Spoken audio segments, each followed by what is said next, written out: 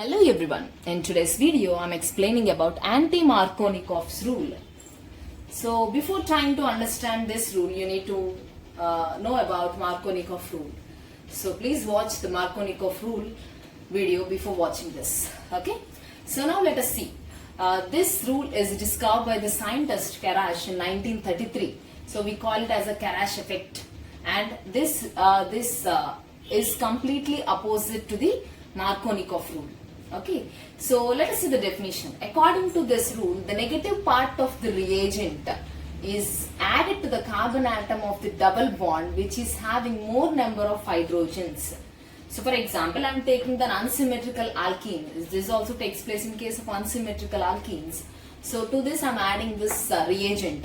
So the negative part of the reagent will be added to the carbon which is having a more number of hydrogens.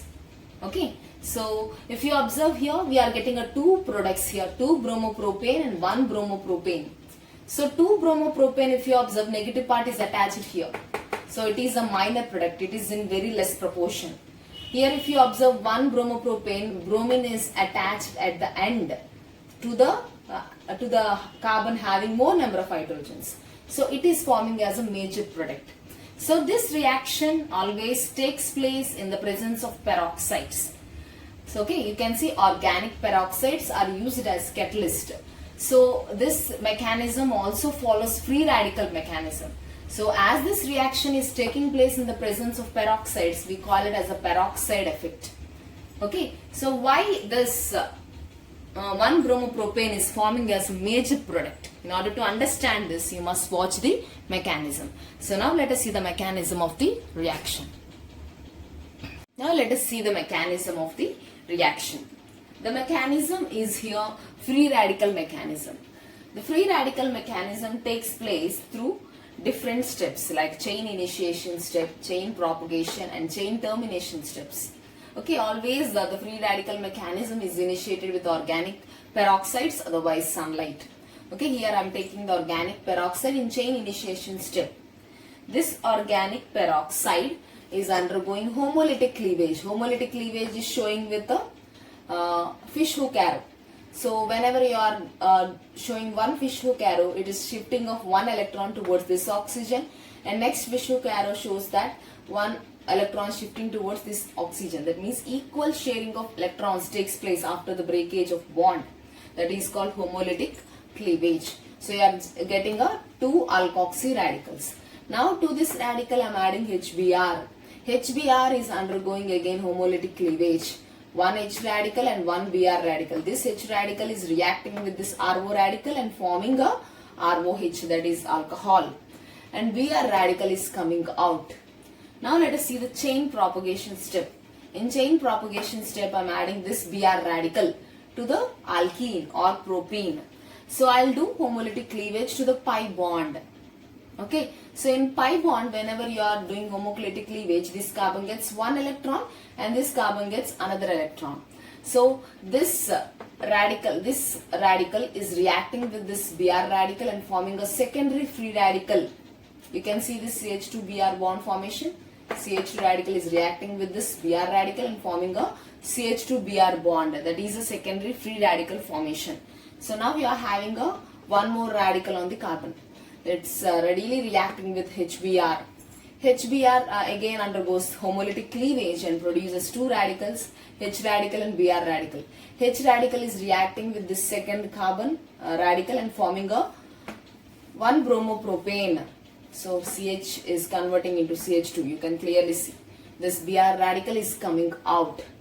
Now let us see, I am adding again this Br radical to the propene. Okay, so again I am doing this pi bond homolytic cleavage. This carbon gets one radical, this carbon gets another radical. So now this carbon radical is reacting with this Br and producing CH-Br bond. Here you are getting a primary free radical. Okay, so this radical is left and which is reacting with a HBr again. HBr is undergoing a homolytic cleavage and produces H radical and Br radical. This H radical readily reacts with this CH2 radical and forming CH3. Okay, so you are getting 2 bromopropane Okay, so you are getting a Br radical out. Okay, so here in this chain propagation you are getting two intermediates, secondary free radical and primary free radical, which is generated by the addition of Br radicals. Here the secondary free radical is more stable when compared to primary free radical, because in secondary free radical this carbon is linking to the both sides, it is linked to the methyl groups. Okay, here if you observe, this primary radical is interacting with one CH. Okay, so if it is interacting with more methyl groups or more hydrogens, it is giving more hyperconjugative structures. So secondary free radical is giving more hyperconjugative structures when compared to the primary free radical, because it is linking with only one CH here.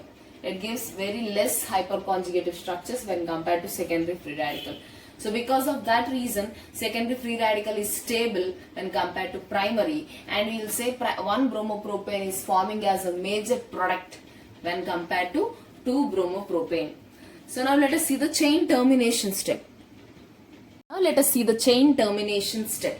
This is the last step of the reaction mechanism.